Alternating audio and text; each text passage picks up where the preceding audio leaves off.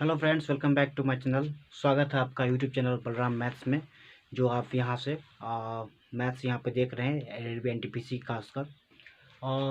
मैं यहाँ पे आपको बताने वाला हूँ इस क्वेश्चन के बारे में। जो क्वेश्चंस क्या है हमारा आपके रेलवे के एग्जाम में कल के शिफ्ट में क्वेश्चन पूछे गए हैं। इस क्वेश्चन में क्या कह रहा है हमारा कि cos 20 degree into cos 40 degree into cos 80 degree equal to what. इसको सिंप्लीफाई करने के लिए क्वेश्चन दिया हुआ था। बहुत ईजी क्वेश्चन है ये। हमारा बेसिक क्वेश्चन जो दिया हुआ था फार्मूला बेस्ड क्वेश्चन दिया हुआ था, क्योंकि क्या है हमारा ये क्वेश्चन सॉल्व करने का फार्मूला हमारा होता है cos theta into cos 2 theta into cos 4 theta equal to 1/4 cos 3 theta. ये फार्मूला होता है। इसी फार्मूला पर सेट है। यहाँ पे थीटा के जगह पे कितना है हमारा, यहाँ पे थीटा के जगह पे हमारा कितना डिग्री दिया हुआ है, 20 डिग्री थीटा के जगह पे दिया हुआ है। ठीक है, तो यहाँ से क्या निकल के फार्मूला आएगा हमारा, आप लोग बोले जानते हैं यहाँ से। तो फार्मूला मैंने क्या बताया, 1/4 कॉस 3 थीटा। फार्मूला क्या बताया मैंने यहाँ से, 1/4 कॉस 3 थीटा। 1/4 कॉस 3 थीटा बताया मैंने। तो यहाँ से कितना हो जाएगा, अगर मैं देखूँ यहाँ पे 1/4 कॉस 3 थीटा का जब कितना है 20, 320, तो कितना हो जाएगा हमारा 1/4 कॉस 60 डिग्री। और 60 डिग्री कितना होता है हमारा, ट्रिग्नोमेट्रिक आइडेंटिटी की बात करूँ तो cos 60 का जो वैल्यू होता है हमारा, cos 60 डिग्री का जो वैल्यू होता है हमारा 1/2 होता है। तो यहाँ से कितना हो जाएगा 1/4 इंटू 1/2 इक्वल टू 1/8। इसका जो आंसर होगा हमारा, इसका आंसर कितना हो जाएगा, इसका हमारा आंसर 1/2 आंसर हो जाएगा। अब चलते हैं अपन नेक्स्ट क्वेश्चन की तरफ से पढ़ते हैं हम लोग। अगला क्वेश्चन देखते हैं हम लोग। अगला क्वेश्चन क्या दिया हुआ था कि इसमें एक हमारा पोल था। हाँ, सपोज एक हमारा पोल था। इस पोल का एंगल ऑफ एलिवेशन, मतलब ये पोल का एंगल ऑफ एलिवेशन बता रहा था हमारा, यहाँ से कितना डिग्री बता रहा था, पहले of angle of elevation 30 degree बता रहा था। कितना, 30 डिग्री। मान लो हमारा ए बी हमारा क्या है, A B is the pole C B. यहाँ से एंगल ऑफ एलिवेशन कितना बन रहा था हमारा, यहाँ से 30 डिग्री का एंगल ऑफ एलिवेशन बन रहा था। ये हमारा क्या है, angle of elevation. Question easy था, क्वेश्चन हमारा क्या था, ये इजी था। और यहाँ से क्या बोल रहा था, और यहाँ से मतलब जहाँ से जिस ये मान लो कि ये बॉय स्टैंड है, यहाँ से जो बॉय हमारा एंगल ऑफ एलिवेशन मतलब टॉप ऑफ द टावर को देख रहा है, तो वहाँ से इसकी एंगल कितनी बन रही है हमारी, 30 डिग्री की कोण बन रही है। और यहाँ से इस बॉय से और इस बात कर ले foot of the tower, tower का फुट का डिस्टेंस तो दिया हुआ 25 मीटर डिस्टेंस दिया हुआ था। अब मैं बात कर लूँ, इसका डिस्टेंस दिया हुआ था, पूछ रहा है क्या इस टावर का हाइट कितना होगा, हाइट ऑफ द टावर कितना होगा। तो इस क्वेश्चन को सॉल्व करने के लिए ट्रिग्नोमेट्री का ये कंसेप्ट यूज करेंगे। इसमें क्या है, इसका यहाँ से कितना हो जाएगा, ये हमारा कहलाएगा परपेंडिकुलर, और ये क्या कहलाएगा हमारा बेस। अब यहाँ पर देखेंगे पी बाई बी मतलब क्या, ये पी है बी है, तो किसका रिलेशन बैठेगा, यहाँ से 10 का रिलेशन बैठेगा। 10 का रिलेशन बैठेगा तो यहाँ से कितना हो जाएगा, 10 theta equal to p by b. तो यहाँ पे कितना दिया हुआ, 10 30 दिया हुआ है, 10 30 डिग्री इक्वल टू पी पे कितना हो जाएगा, पी के जगह पे एच, बी कितना दिया हुआ हमारा 25 डिग्री दिया हुआ है।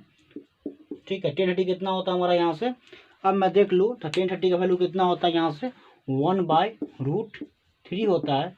और यहाँ से एच वाई कितना हो गया 25।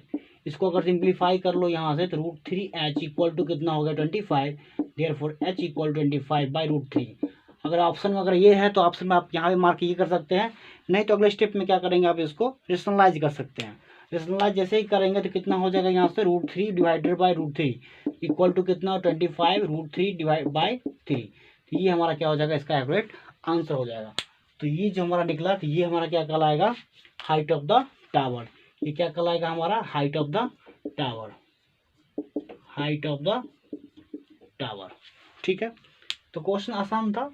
ये क्वेश्चन देखने को मिला आज के शिफ्ट में, जो कि हो सकता है कि यही रिपीट हो क्वेश्चन, मतलब कि इसी पैटर्न का क्वेश्चन क्या हो सके हमारा बार बार एग्जाम में आ सकता है।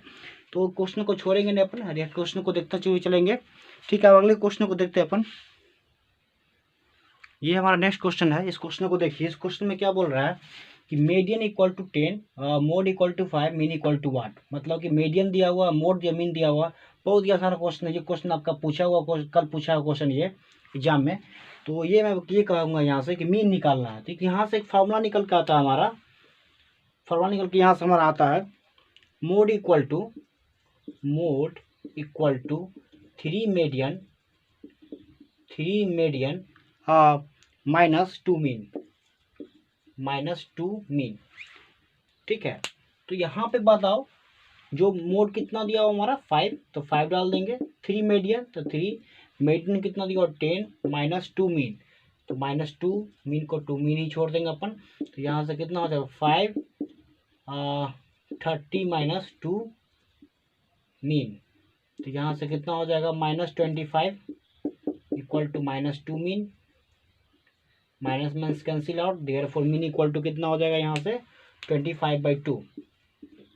देयरफॉर मीन इक्वल टू यहाँ से कितना हो गया हमारा 25/2 इक्वल टू 12.5।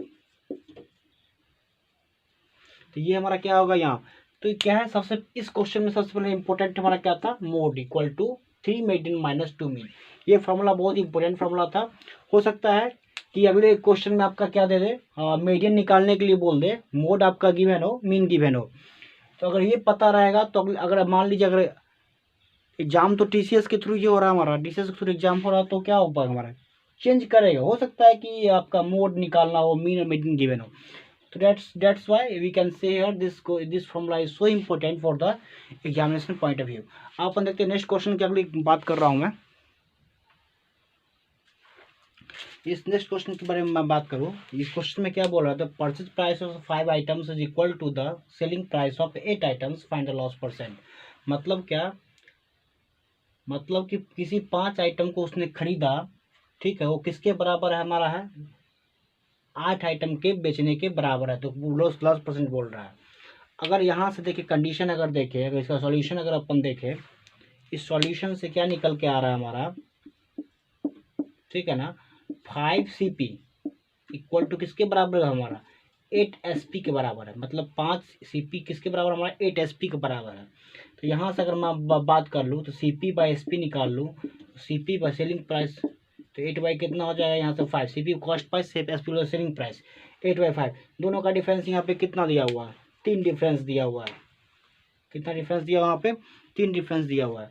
अब यहाँ पूरा लॉस परसेंट बोल रहा है, यहाँ से लॉस परसेंट यहाँ से बात कर रहा है। तो लॉस परसेंट का फॉर्मूला होता क्या, लॉस इंटू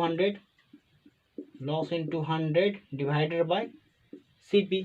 ठीक है, तो लॉस कितना का हुआ, 3 रुपये का लॉस हुआ। तो 3 रुपये का लॉस हुआ, तो loss into 100 divided by CP कितना, 8, इतना ही हमारा। ठीक है ना, तो यहाँ से कितना निकल के आ जाएगा हमारा 37.5। कितना निकल के आएगा यहाँ से हमारा 37.5। और ये हमारा क्या कहलाएगा इसका आंसर। और एक बात मैं बता दूं, इस तरीके के क्वेश्चंस एग्जाम में बार बार रिपीट हो रहे हैं। अगर यहाँ पे यहीं पे बात करते हैं, purchase price of 5 apple is equal to the selling price of 7 apples, find loss percent, find profit percent. इस तरीके से क्वेश्चन एग्जाम में बार बार आते हैं। इसलिए इस कंसेप्ट को याद रखें कि जब भी हो तो उसका क्या करेंगे, CP के SP का बराबर कर देंगे, CP और SP के बीच में रेशियो निकाल लेंगे।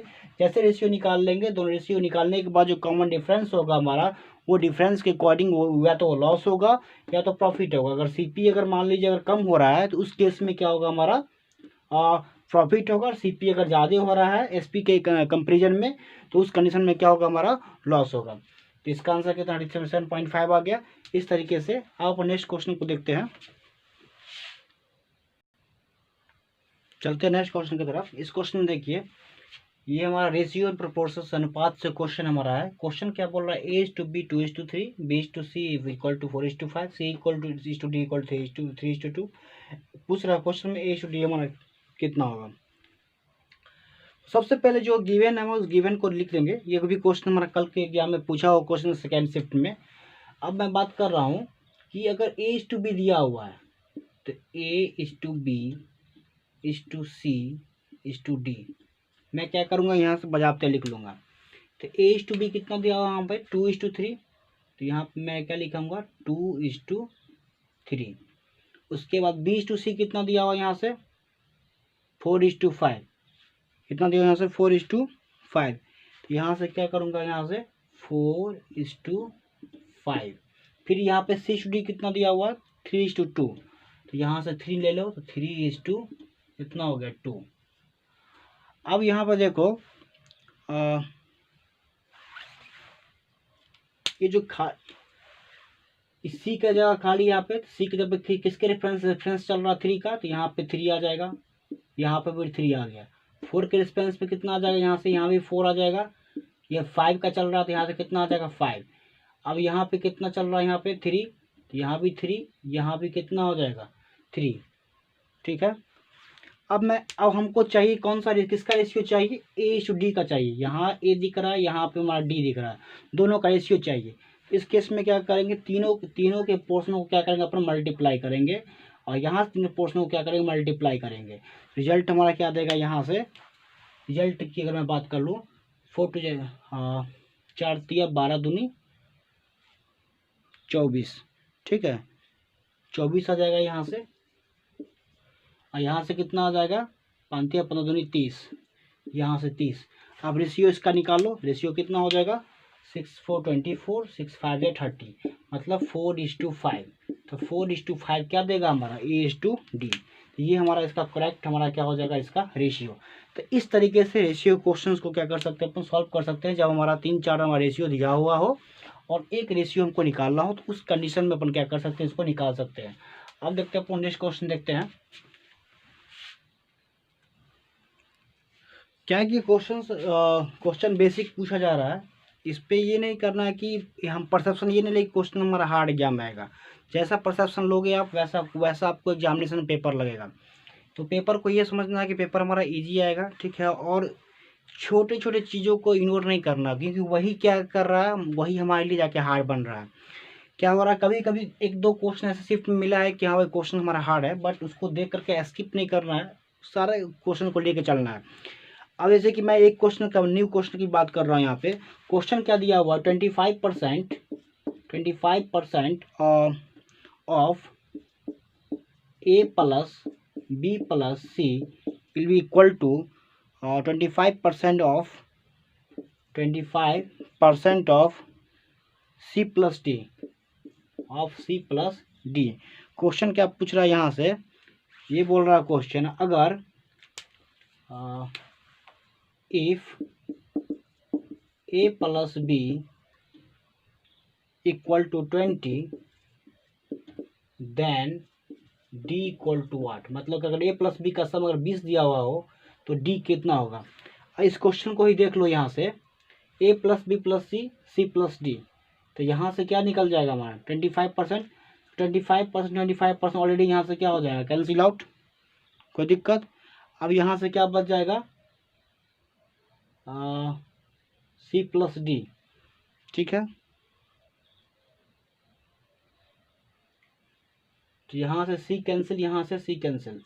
तो यहाँ से मान लो इस रिजल्ट की बात कर लो, इस पूरे रिजल्ट की बात अगर कर ले, इस रिजल्ट से कितना निकल के आया यहाँ से A plus B equal to निकल के आया D। तो A प्लस B हमारा कितना दिया हुआ था 20, तो 20 इक्वल टू कितना हो गया D। हाँ, देयरफॉर यहाँ D इक्वल टू कितना आ गया हमारा 20 हमारा क्या D इक्वल टू 20, इसका मतलब D का वैल्यू कितना हो जाएगा यहाँ से 20। तो कुछ ऐसे ऐसे क्वेश्चंस होंगे जिसको क्या करेंगे अपन सेटिस्फाई करवाएंगे, किसके ऑप्शन के माध्यम से सेटिस्फाई करवाएंगे, या तो अपन इस तरीके से भी सॉल्व कर सकते हैं। ठीक है, तो ये सब क्वेश्चंस थे कल एग्जाम के जितने भी क्वेश्चन पूछे गए मैंने बताया है। और एक प्रैक्टिस सेट कीजिए और सारे क्वेश्चन को कीजिए, और क्वेश्चन कोई हार्ड नहीं है, क्वेश्चन हमारा सब ईजी ही रहेगा। कल मैं कुछ नए तरीके बताऊंगा, और कल के एनालिसिस को मैं बताने की कोशिश करूंगा, कुछ साइंस के भी मैं क्वेश्चन देखने वाला हूं। ठीक है, तो ठीक है दोस्तों, thank you for watching this video. और वीडियो अच्छे लगे तो चैनल को सब्सक्राइब करें और कमेंट करें, और कोई भी क्वेश्चन में क्वेरी हो तो कमेंट आप कर सकते हैं। Thank you so much.